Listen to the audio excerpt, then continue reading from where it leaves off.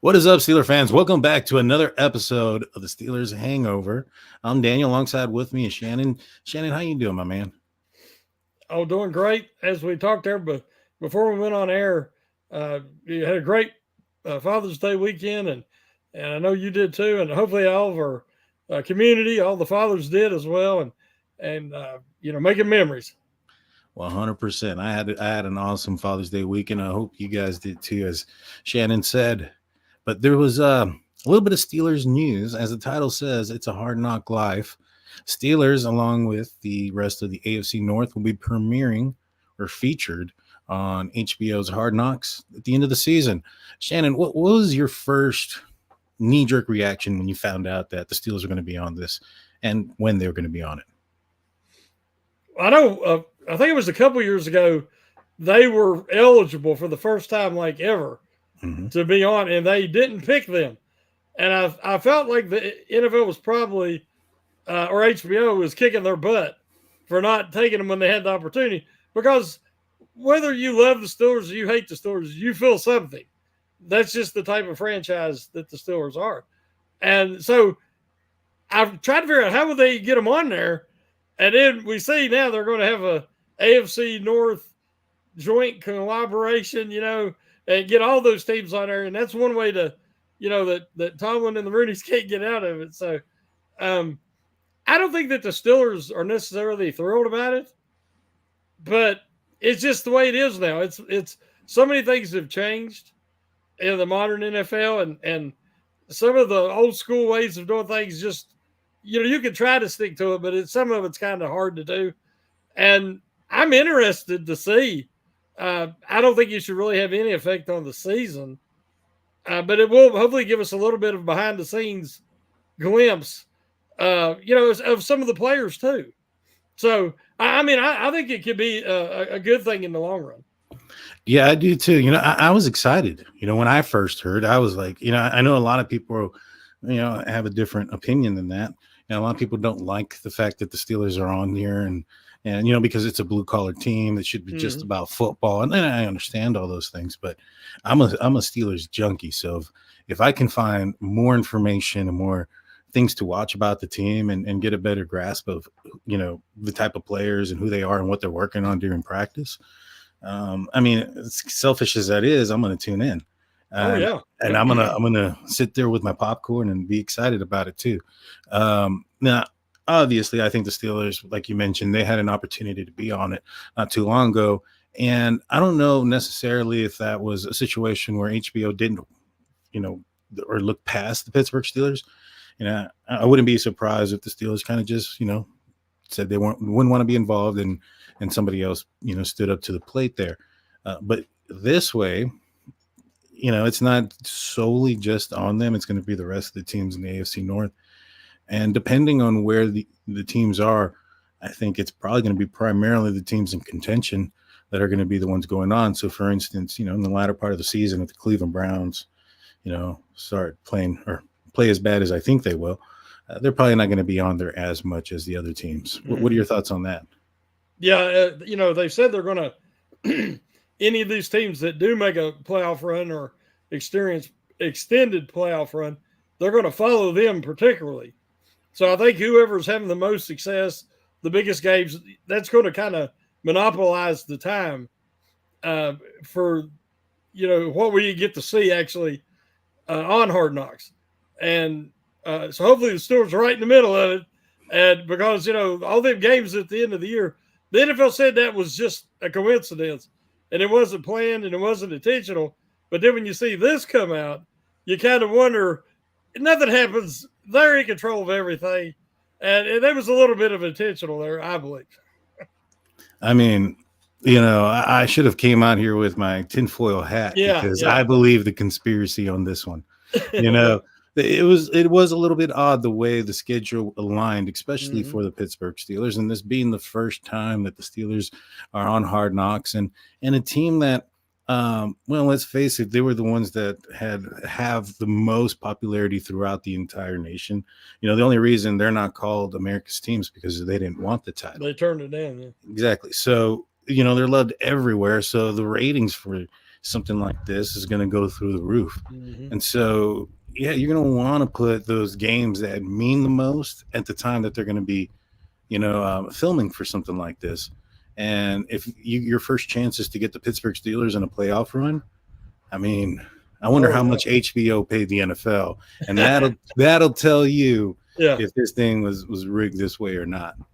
Can you imagine if that would have been last year after firing Matt Canada, which never happens, Mhm. after Pickett goes down, and then all the drama that came after that, Trubisky's thinking it up for a couple of weeks, and then Rudolph riding in on the white steed to save the day. I mean, that would have been a ratings blockbuster last year. Yeah. But because there was a lot of tension going around in the locker room and everything, and this year I think it hopefully will be a little bit smoother. I think one reason they didn't try to get the Steelers a few years ago is they thought the Steelers might be pretty boring. And even though that, as you say, the Steelers and the Cowboys are the two top draws in the NFL, easy.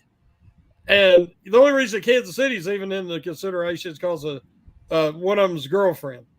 But we're talking straight football here and football fans. And so I'm anxious to see this year because I would like to learn more. They're going to, with all the new people, Russell Wilson, Fields, Aaron Smith, and then, of course, TJ Watt and the stars. I'm real anxious to see some of the behind the scenes stuff. I am too. The only con that I can think of is that, I've heard there's some sort of like a persona building, some ego building when the cameras are around. Some of the players and the coaching staff aren't who they normally are. And I think if they can kind of just put that to the side and focus, which is going to be a tall order. I mean, they're going to be televising this, and I'm assuming the ratings through this is going to be through the roof because one of these teams at the bare minimum is going on a playoff run. And so, people are going to be excited about watching a team that actually is gearing up for meaningful football, in January. So, that being said, I think the biggest distraction could be like, for instance, if you had like a George Pickens who's trying to, maybe be a little bit more loud or something like that in practice or whatever to be in front of the camera. Yeah. Those are the only cons that I can see. But I think Mike Tomlin is going to be able to keep that under control. What do you think? Oh, yeah. Tomlin won't put on a show for nobody. We know that. Yeah. But as you say, some of the players might be tempted. But I think that really the AFC North needs this because they listed the top 4 or 5 NFL rivalries the other day. And the Steelers-Ravens wasn't even in there. And I'm like, that's insane. The Steelers-Ravens is the most intense physical rivalry in the NFL. And I think that we're going to see it on Hard Knocks. I think when they talk to, we interview these players and talk to these players leading up to these games, talk to them after the game, these guys, it takes 2 weeks to recover from one of their games.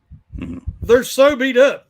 There's always guys for both teams miss the next game because they're beat up and injured. And so I think that the world's going to get to see a true glimpse of what a real rivalry is because these guys don't like each other. I mean, there's some of the Ravens that hate Patrick Queen for coming to the Steelers of all places. And so I think it's going to be interesting, and it'll give people a behind-the-scenes look of the Steelers should definitely be in that top 4 rivalry. The Steelers and Ravens, definitely. Yeah, I agree. I'm surprised that they aren't. And I get it. Ben Roethlisberger was a big part of that rivalry, and he's no longer here. But even in his absence, those games have continued to be 3-point games. Down to the wire, and the Pittsburgh Steelers somehow winning, even though, like for instance, last year, the Steelers swept the Baltimore Ravens, and they ended up winning the AFC conference, or throughout the regular season. So. Yeah, I mean, I don't know. I mean, the other con that I can think of is, do you think that there's any bulletin board material that can be brought up from this? I think that's another thing that could come out of this is the bulletin board material. What do you think about that? Oh, I expect it. I mean, we've had the last few years, some stuff has come out against all the AFC North opponents. Yeah. And then they've said things after they finally beat the Steelers after all these years of not beating the Steelers. They've won a couple here and there, the Bengals and the Browns, and they've said stuff and run their mouth and everything because it's a new experience for them. They're not used to beating the Steelers ever, especially they've dominated them on a couple of occasions. And so there's been some definite bulletin board material, and I think that having the cameras right in front of them the whole time, we're going to get a lot more of it this year. Oh yeah, I'm looking forward to that. I want that's only going to intensify the games. Now I know that these shows are probably going to be delayed a week or so. So, for some of these teams, you're not going to be able to see it. But for the AFC North teams, they play twice a year, and so they're going to be able to see what was said before and after a game, before that next one. And so I'm interested for that. I think it's going to intensify the games. It's going to make, nobody wants to look like a loser either, right? And so this is going out and being viewed by a lot of people, and you don't want to be on that show on a losing week or multiple weeks where you've lost. So it's going to also increase the pressure, in my opinion, for the teams to perform, which it can be a good, it can be a bad thing, but in the end, I think with Mike Tomlin, steering the ship here, I think it ends up being in a good way. Think about what HBO is probably wanting to have happen. We can think back to just a few incidents in the not so distant past. Assault with the deadly helmet. We've had a head coach try to consider tripping a punt returner before he scored a touchdown, or Harbaugh's going to go for it. Try to win the game at the end if he gets any opportunity, even on fourth down, as he's done multiple times. So HBO's hoping and praying that they get some of that type of action and footage this year. I'm sure they are. A little while ago, you mentioned, how the Steelers or how the Ravens feel and some of their fan base feel about Patrick Queen, coming over to the Steelers. Here recently, Cam Hayward had some interesting comments about his future and his future playing career, and that he kind of alluded that Cleveland could be a possibility for him in the near future. What did you think about those comments, and you think that? What do you think about them? I don't like it, but I understand contract negotiations, and I've said we've had so many of these contract things over the last decade, and I've said all along, legacy. I mean, your legacy is more valuable than a couple $1 million here and there that you're going to make, or you might made it a little bit more somewhere else. The legacy of a Steeler is great. Their autograph signing opportunities, there's appearance opportunities. You have opportunities to make money off of your legacy for the rest of your life. And, it ain't like that for all teams. Like I've asked people before who are Patriots fans, outside of Tom Brady, Gronkowski, a handful, Richard Seymour, a handful of guys. Who is your legacy? Who's your legacy players? The Mount Rushmore, and there really isn't. They don't have the same ties and connection and bonds with their players that we Steeler fans have with ours. And I think that I understand what Hayward's saying. And he's wanting to say, I can play three more years at a high level, and he's found the fountain of youth. We've heard that before. Everybody thinks they have, and in the season and the wear and tear and the body breaks down, and we all want to believe we can do things we can't.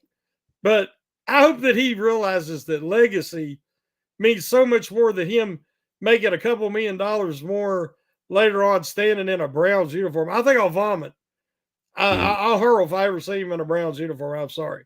And it would really tarnish his legacy. Oh, I think it would. I understand it's a contract negotiation type of thing, but I think he's also sending the wrong message. Not on purpose, but he's sending the wrong message to the fans because they're going to take it a certain way. You know what I mean? I didn't like it. I don't think anybody did. Like you said, I couldn't imagine, having to face Hayward in a Browns uniform. It's gross. And so, I get it, and I understand there's a business aspect to this. James Harrison went to the Bengals and he went to the Patriots, and the Steelers, didn't want him. And I get it. It's a business, and he's got to support his family. And if he thinks he can play, he can play. I just don't think that throwing out a team like that. I mean, just saying that, hey, I can play for another team next year, and leaving it at that, I think would have been taken a lot better from the fan base, than saying Cleveland, and I think it still says the same message to the Pittsburgh Steelers that, hey, if you don't want to pay me, I'll go play somewhere else. You know what I mean? Yeah. And I think that's the modern NFL. And I've said before, that's why I would not extend him. Yeah. I think we're in the way things are done now, you don't pay a 36, 37-year-old defensive lineman over $20 million a year. They're probably just, it's going to be very, very difficult for them to earn that money to perform at that level. He's, I think, owed 22 this year, something like that. Let him play out this year, put the pressure back on him. Then if he really wants to go somewhere else and somebody's crazy enough to offer him that kind of money, if not, renegotiate after this year and sign him to a reasonable contract. That's what winning organizations do. When do you ever remember the Patriots, who are the other franchise with 6 Super Bowls, ever overpaying a guy? It just didn't happen. They got rid of him a year or two prior to that because they were going to avoid overpaying older players. And I mean, I love Cam Hayward. I have his jersey, but I'm just saying that championship teams, and the Steelers haven't been one since 2008. Championship teams don't become championship teams making decisions like that, in my opinion. Now, it's great for legacy. And I'm sure a lot of people say, oh, you can't let Cam go nowhere. He's an all-time great Steeler, and he's got to be here. Well, that's great. We've had a lot of guys retire as Steelers lately. And I love it every time. And I can say they were lifelong Steelers, always be Steelers. But how many Super Bowls have they won? There's a way to do business nowadays, and overpaying old linemen is not the way. Yeah, no, you're absolutely right. At the end of the day, he had several injuries last season that required surgery in the offseason. I think the Steelers would be foolish to offer any type of contract before the end of training camp. And that's if he even participates in it. I think you're going to want to see him perform and be able to perform at the level that he's wanting to get paid at, because at the end of the day, he sits out, he comes in the first game, you paid him a lot of money, he tears his groin again. And then, now your expensive lineman is on the couch. And, if it's something like that, who knows if he comes back. So if he sets out training camp and then tries to go full board from week one, at his age, coming off that injury, that could be a disaster. I agree 100%. That would. I mean, TJ Watt, who was a lot younger, he did something similar when he was going through his contracting. In his first quarter of the season, he was having the groin injury, the tweaks here and there, the soft tissue issues, and so we'll see. It's a business at the end of the day. And when it comes to Cam, I think that him being in the limelight as often as he is with his podcast and his appearances and talking about it, I don't know, probably doesn't help either. You know what I mean? Yeah, I mean, nowadays they all have a podcast, so we get to hear what they're thinking. Yeah. Sometimes that ain't good. I like what Afton said. Let it be a performance-based contract. If we believe in ourselves that much, have a realistic base, and then have a lot of performance incentives. I mean, to me, that way both parties are protected. If Cameron Hayward is still as great as he thinks he is, hey, the Steelers will benefit and he'll get paid. But if he can't stay healthy, which is what we fear, then the Steelers are on the hook because all these contracts have so much guaranteed in them. So, it's different than it used to be. Yeah, it definitely is. And only time will tell. But we're going to take a quick break. Don't go anywhere. If you're watching this on YouTube, just be a few seconds. The audio only. We'll be back after a few words from our sponsors.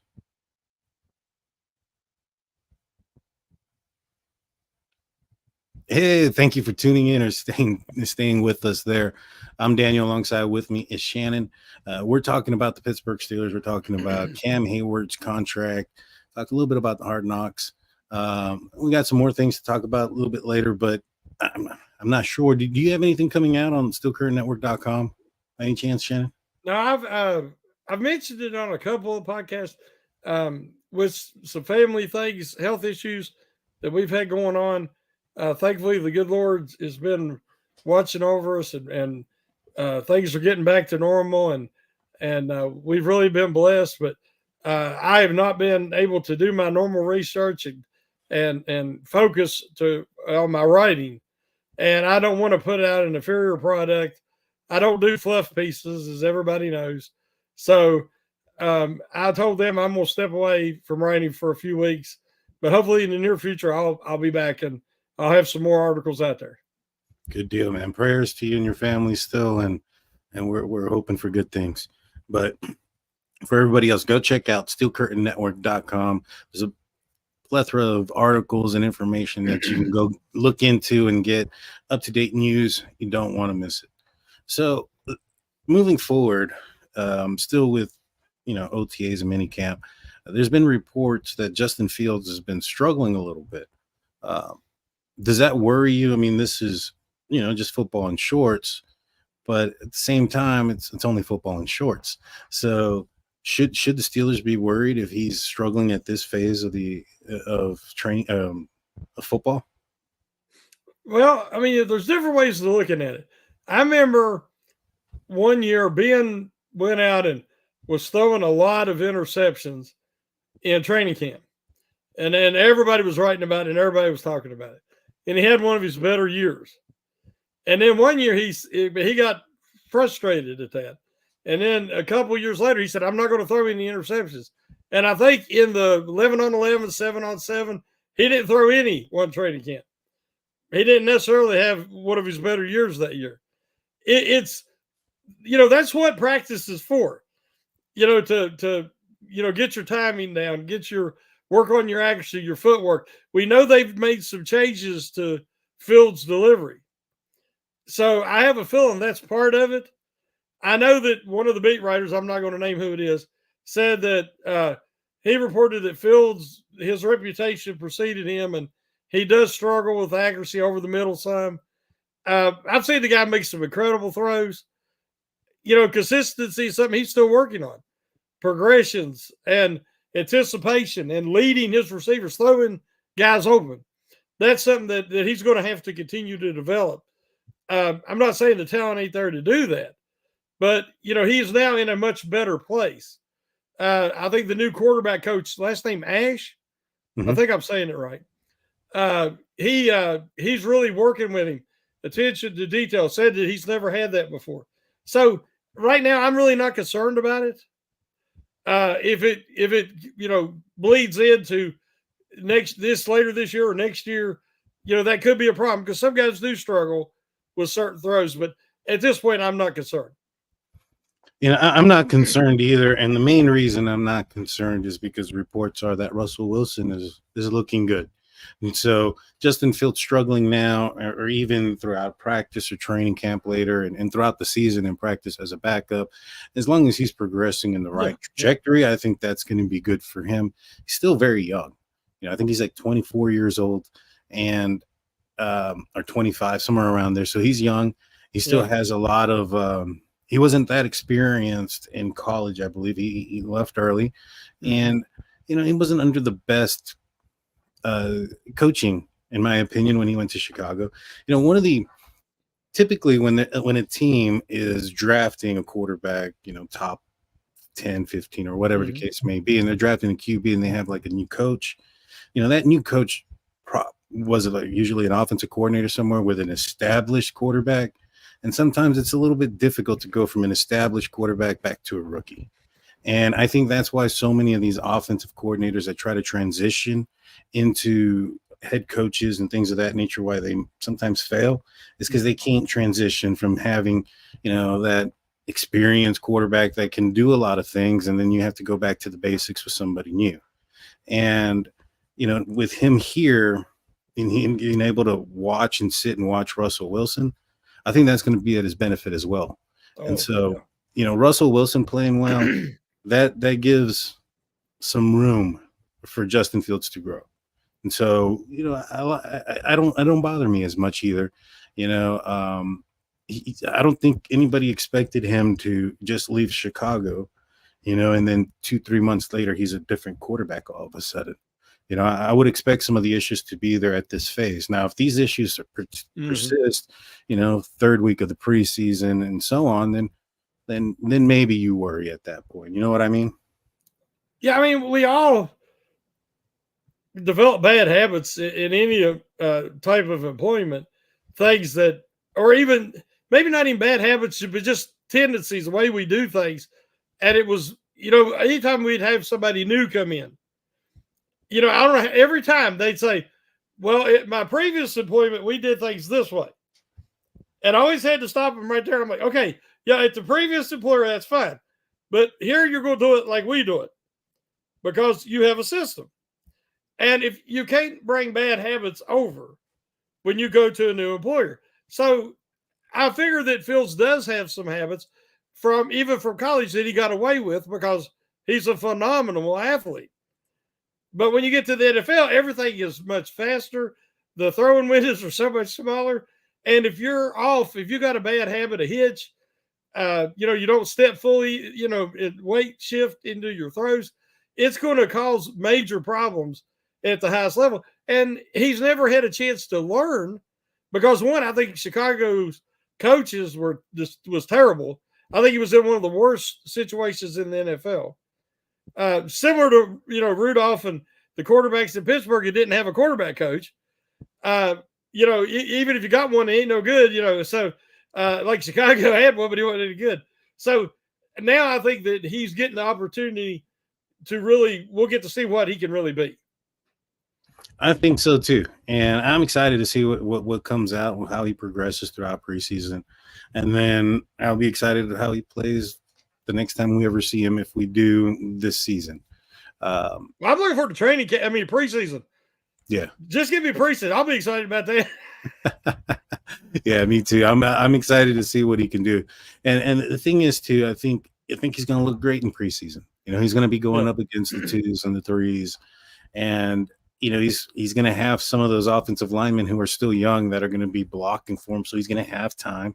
Yeah. You know what I mean? So I think he's going to end up looking phenomenal in preseason, which could end up, be a little bit of like, smoke and mirrors because of the talent and the vanilla defenses. You know what I mean? So I'm afraid of that. Yes. We saw it last year.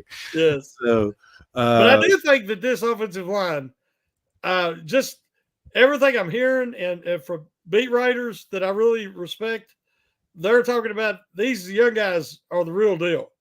Mm-hmm. And I know they're still, they're not handing them anything, and we're still hearing about Nate Herbig and Dan Moore, but I think that's going to go to the wayside. And these young guys are going to really step up. And I think the Steelers are going to have the best line they've had for quite a while, since maybe 2017, even into 2018 when they had their group together. I think we're going to see that, and that's going to change everything. The offensive line being a weakness has been a problem now for 3 or 4 years. And I think that they finally have addressed it, and I think they're going to reap the benefits now. I think so, too. In other news that kind of somewhat about the Steelers, or a little bit of speculation leaning towards possibly the Steelers, Brandon Ayuk had a intriguing post earlier that sparked some controversy. They don't want me. Yeah, he's like, they don't want me back. And, right now, this is the dead time in the NFL, right? Yeah. So if there's a trade to be made or any of those things, it could happen today. I don't think it necessarily needs to. I don't think the Steelers would gain anything if they were to trade today if the 49ers don't have any suitors, right? If nobody's calling them necessarily or willing to give them what they want, the Steelers can stay patient until, the end of or the middle of July before training camp. and I think that trade value might go down the longer it's out there, and so there's a possibility that he might be on the trading block. Now, there's two aspects of this. There's the trade value of what are you going to give up for him, and then what are you going to pay him. Now, I don't know if the Steelers' offense is one that you want to have a George Pickens and another receiver that you're paying $30 million a year, when this Arthur Smith offense really doesn't highlight wide receiver number 2 so much. What do you think? No, I agree totally. You've got the Niners in a situation. They drafted Pearsall, and he looks like he's going to be a really good young receiver. They already got Deebo Samuel, and they got a Cook. So they also are not paying much for Brock Purdy, but that could change in the near future. So this year's kind of, I think they're going all in this year, and they want him this year, and then they're going to consider trading. I think they're going to try everything they can, the Niners, to keep him this year, to have one more real shot at the Super Bowl with him. And they can afford to do it because they got Brock Purdy again on the rookie contract. The Steelers are in a unique situation that they have 2 very inexpensive quarterbacks that they don't have to pay, but they will next year. So like we've talked before, I don't see bringing in a borderline wide receiver 1 or a legit one when you really want to see, is George Pickens capable of being a wide receiver 1? He's in line to have a monster season, and he's really working hard. All that we've seen of his highlights of this offseason, putting work in, working with the route god and all these, working on his footwork. They had a clip of him running a 4 corners drill, and his footwork looked much smoother and cleaner than I've ever seen it, because he's such a tall, lanky guy. But he was doing chop steps, and his footwork and balance looked much better. So I would like to see him have a chance and not focus on one of the big name guys. Try to focus on maybe a cheaper wide receiver 2 option in case he was to be injured or go out. But I don't think you want anybody that's going to compete with him for targets, because he's really committed himself to have a monster year, and he knows how important it is. This is going into his 3rd season. And I think if you do, you're really deciding, if they sign a Cook, they're basically saying goodbye to Pickens in the future. And I would rather they focus on a cheaper option, bring in a little more insurance, because I think they got a pretty good receivers room, in my opinion. Yeah, I think the biggest question is the fact that the receiver room is a lot of potential. There's nothing that's been done yet. Even with George Pickens, he's flashed a lot, and it's not because of him. It's most likely because of the offensive scheme and the quarterbacks that he's had up to this point. Right now, he's going to have we're going to see the true potential of George Pickens, because now he has a real offensive coordinator, and he has a real quarterback that can hit him deep or wherever. That can get him the ball. I think there was a clip of him arguing or saying something where you had to read his lips, but it seemed like he said, "Get me somebody that can get me the ball," or something like that. And he blossomed with Rudolph. I mean, you actually finally seen, and he was focused. I mean, one game he didn't have any targets hardly, but he competed the whole game. He blocked. So frustration is tough for anybody, especially a young player in his 2nd year. I think we've seen what he can do if you give him a competent quarterback. So that's why I'm all for letting him see what he can do this year. Yeah, I am too. And then I've also heard a lot of good things about Calvin Austin this OTAs, that he's really stepping up. He's got the speed. I heard he's probably going to be the guy that's on the outside. Roman Wilson's coming along, but as any 3rd round rookie would be, it's probably going to take some time. The Steelers don't really throw out their 3rd, 4th round rookie receivers out there right away. Anyways, it's always been a situation where they ease them in, and I don't doubt that that's probably what's going to happen with him. And so I think that maybe perhaps the fact that Calvin Austin is playing so well at this point, I mean, obviously this is shirts and shorts, but I think what they're comparing is how he was in last year's mini camp versus this year's. His route running has gotten better. Apparently, he's caught the ball better. I think they're excited about him. Either that, or the Steelers want to put that out there so much so that it drops the price on Brandon Ayuk, so they can get maybe him. a little of both. Yeah, it could be a little bit of both, saying, "Hey, we don't need him, so drop the price and we'll take him." But if you want to, go that high, then no. Have you seen him in the mini camps? He looks a little buffer. Mm-hmm. I mean, he's never going to be a big guy, obviously, but I'm saying he's put on 5 to 8 pounds of muscle. You can really tell it in his definition, his upper body, and that would help him because even last year when he caught some balls, he don't run out of bounds. He tries to get yardage, and that can be dangerous when you're diminutive, and he is smaller. But he's gotten a lot more fight in him than Deontay Johnson ever had. Yeah, he does, and he's apparently he's tough. Yeah. Rumors are word is that he got lit up in the middle of the field by Elliott. Yep.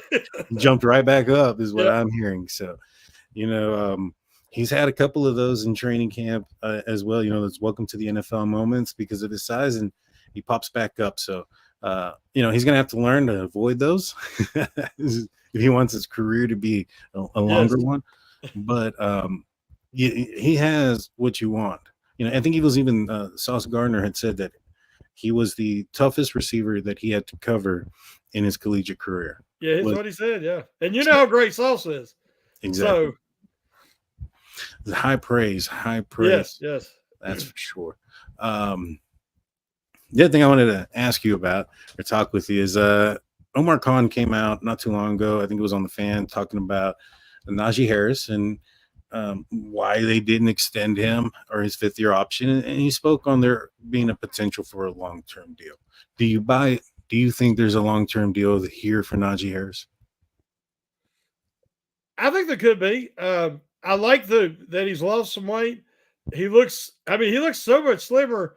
And I think he said it was 7 pounds lighter or 8, but he looks even more slimmer than that. But if that'll give him a little bit more burst, help him get that edge a little bit, because they're going to want to run some outside edge with him, outside zone. You don't want to have to just run it with Warren or one of the backups. If Harris could do that and turn maybe those 15-yard runs into 20, 25-yard runs, I think he's going to get the opportunity to catch the ball a lot more this year, which will help. One with the wear and tear, getting beat up so much, having a better offensive line. Hopefully he'll have some holes because, we know Harris, one of his weaknesses besides speed is his vision's average at best. He runs, there'll be a hole and he'll run right in the back of a lineman sometimes. But maybe if he's more relaxed and he feels like the line can open holes for him, maybe he'll be, slow down a little bit and we'll be able to have a little better vision to pick the hole or find it. So, but I don't think the Steelers wanted to feel forced to pay, to pick up that 5th-year option. And they would rather try to do a team-friendly couple-year extension. I think there could be some, truth to that statement that Khan is wanting to try to talk to him and maybe, because so much of it would have been guaranteed too, if you pick up the 5th year. So I think that they might wanted to try to avoid that. Yeah, all of it would have been guaranteed. It was under $7 million though. Yeah, like 6-8 or something. Yeah, and to me, that tells me that I don't know. I think Najee might be on his last year, because one or two things are going to happen, right? He's either going to play very well, and the Steelers are going to have to pay him $9, $10, or $11 million next year, which is almost double what they could have locked him in for, or Jaylen Warren just outperforms him and you let him walk and you go with Jaylen Warren and somebody else. And, I don't know if I see an in-between there, because Najee's already talked about, the running backs and how they get paid and that it's undervalued. And I don't really see him talking about those things and then taking an undervalued contract at the same time. That kind of would make him a little bit hypocritical to what he is saying. I think at least he would try to get more at the very And he's least. not talking in minicamp at all. Yeah, he's not talking. He ain't doing much. Silence, which is also, bringing up some speculation of why or whatever the case may be. But I don't know, man. I really, because, $6 million isn't a lot. Even if he had a down year, or if he got hurt this year, something happened to that nature. 6 million, 6.8 isn't a lot. And you can always extend him. Even if he had like a better year, if he had like an amazing year and he's like, hey, I know you signed me on the 5th-year deal or whatever the case may be, but they can extend him from there. They can add $3 million bonus or whatever the case may be, and then add years on top of it. So the fact that they just flat out not did it, I haven't seen the Steelers try to make a long-term deal with a first-round draft pick that wasn't given the 5th-year option outside of Terrell Edmonds. And when he did it, it was because nobody else wanted him, and he signed for what, $2 million a year. But if you look at when's the last first-round guy that they picked up the 5th year? I mean, what I'm saying is that's kind of Khan to me is moved away from a lot of Colbert's picks, and he's filling the roster with his guys. And I'm not saying he doesn't like Harris or they don't want to keep him around. That's what I'm saying. I just think that the almost $7 million guaranteed give them pause, and they would like to do something and spread that out over a couple of years. And that's just, I think, 2 reasons. One, Khan thinking that way, knowing the money he's going to be spending on some of these guys coming up, because Pickens is going to have to get paid.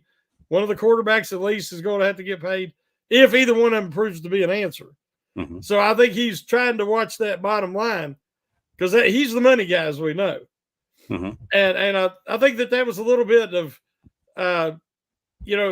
people said Harris said some things last year at the end of the year. I think you even told me about it, and I didn't remember it.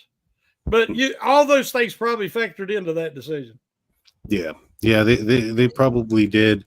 And you mentioned Khan being the business guy, right? Yeah. That's his thing. He even said in his interview that the 5th-year option not being signed was a business decision. Yeah. I don't think he would have made a business decision about acquiring a first-round running back. We've already seen how his first 2 drafts were completely different than Kevin Colbert. Kevin Colbert, I don't think ever drafted a first-round tackle. And in Khan's first 2 years, that's what he's drafted in his first round.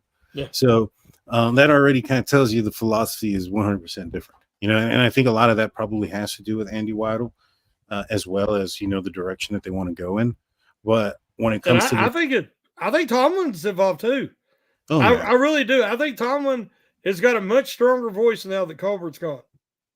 That is quite possible. And but now that Khan is there, the guru, I don't know if he's going to see the value in paying a running back that much when you can get a running back like Jaylen Warren as an unrestricted free agent. I mean, how much are they paying him? And the production is almost the same. Yeah. You know what I'm saying? So that I think that's why, or where that might kind of settle in.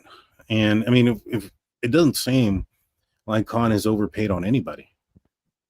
That's why I'm real anxious to see what they do with Cam. I really, really am.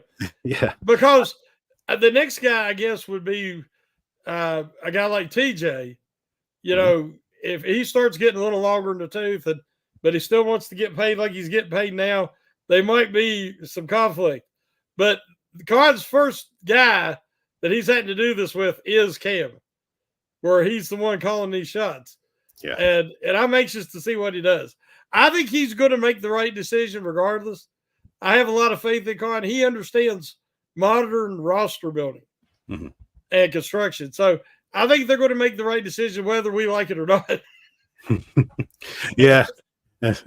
Whether it's right or not, we got to live with it too. So, yes. It is what it is. But in the end, we'll see when it comes to Najee. I hope he stays longer. He's one of my favorite players. I don't want to see him go.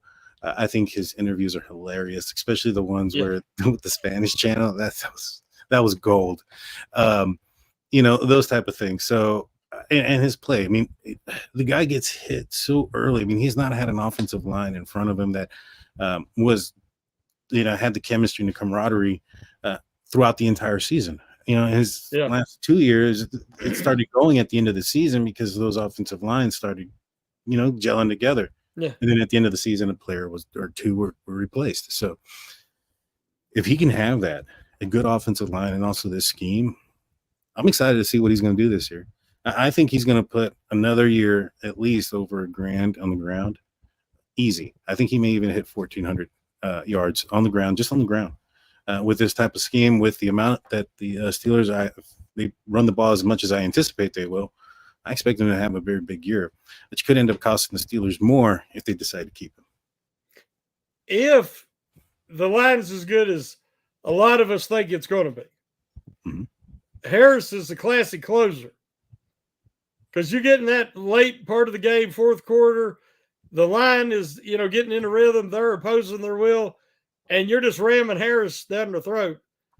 That's the guys that when the linebackers and the safeties and all kind of jump on the guy from the side because they don't want to take him on head on because they've had enough getting beat down all game.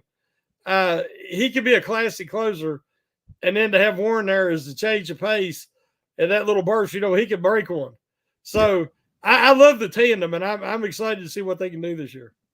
I am too. I think that the tandem is what makes them even better. I'm not sure if Jaylen Warren would have the success he's having if he was the bell cow.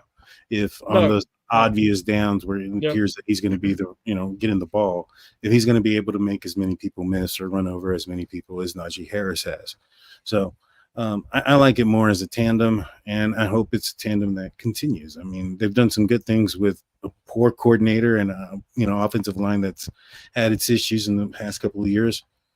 Let's see what they do with this one. I mean, the running game with Arthur Smith, since he's been either a head coach or an offensive coordinator, has been excellent in his for him and the running backs that he has. So I'm excited for this. You got anything else there, Shannon? You got anything you want to talk about before we call it a show?